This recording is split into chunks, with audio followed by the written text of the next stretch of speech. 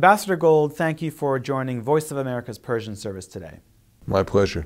We just listened to U.S. Vice President Mike Pence speak to the Israeli-American Council's annual conference about the U.S.-Israeli relationship. He reiterated some very tough rhetoric on Iran. What is your take on what the Vice President said about the threat that the U.S. sees from Iran?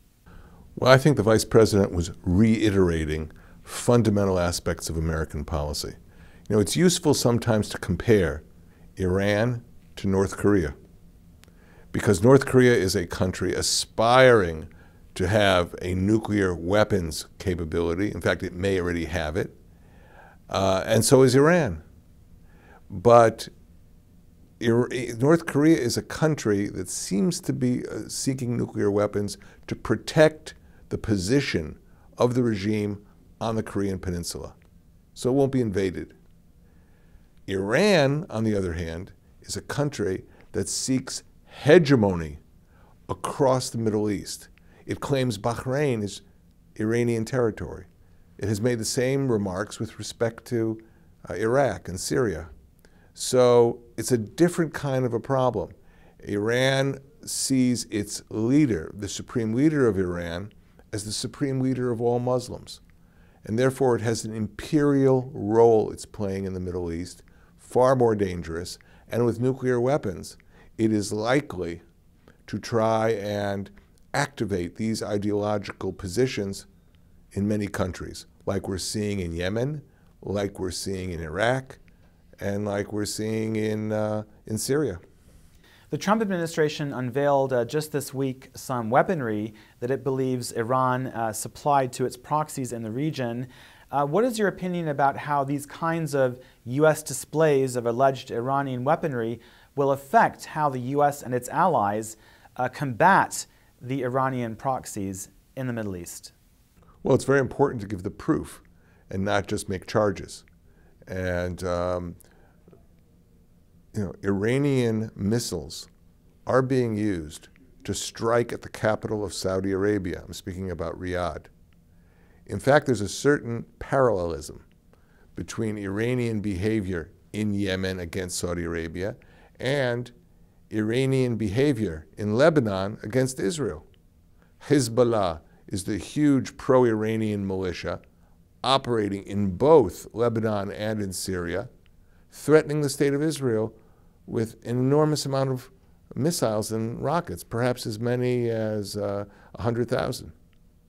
Similarly, the Houthi militias operating in Yemen are the ones launching Iranian missiles into Saudi Arabia. It's a similar problem. And these Iranian-supported organizations must be defeated or at least neutralized.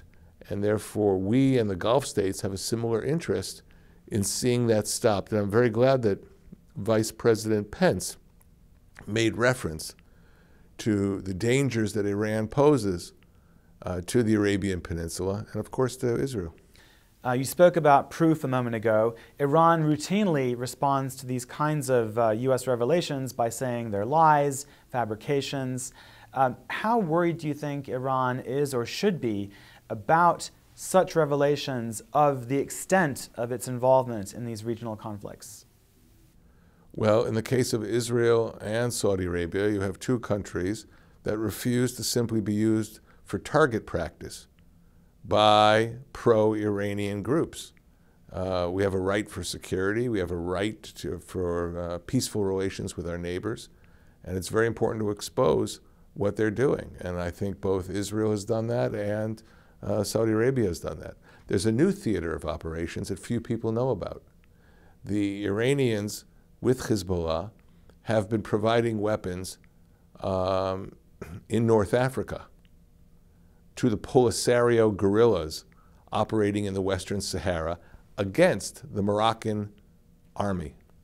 Because of that, this year in 2018, the Moroccan government ended its diplomatic relationship with Iran. And I believe Iran has denied doing that, but still. Well, they'll deny everything, but the main point is that there are more and more examples of Iranian activism in the Middle East. And I think Israel, the Sunni Arab countries, both have interests in seeing that Iranian expansionism be halted and that we bring the Middle East into a position of security and safety. I also wanted to talk about Iran's role in the Syrian conflict.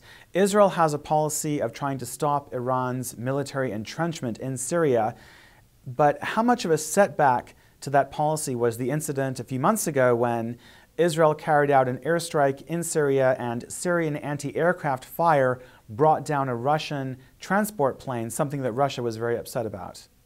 Well, this was a very ironic situation. Here you have Syria launching a missile, perhaps by mistake, at a Russian radar plane, and it brings it down, kills the crew. And yet, the Russians blame Israel. This is totally absurd. But it's the Middle East, and these are the kind of things that happen. There haven't been too many reports in recent weeks of Israel carrying out airstrikes in Syria. Some people have suggested that Israel might be afraid to go in too aggressively now because of how Russia reacted to that incident. Is that what you see? I think Israel has vital interests with respect to the kinds of weaponry that are being transferred to Hezbollah in Syria.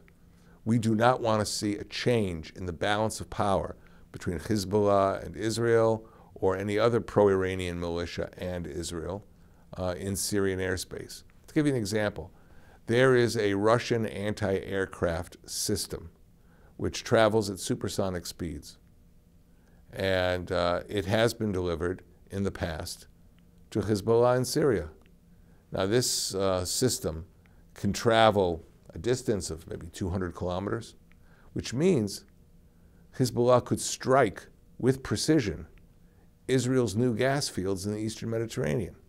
That is something that Israel cannot allow to happen, and therefore Israel will not allow the transfer of this kind of weaponry and other weaponry that might change the military balance to Hezbollah in Syria.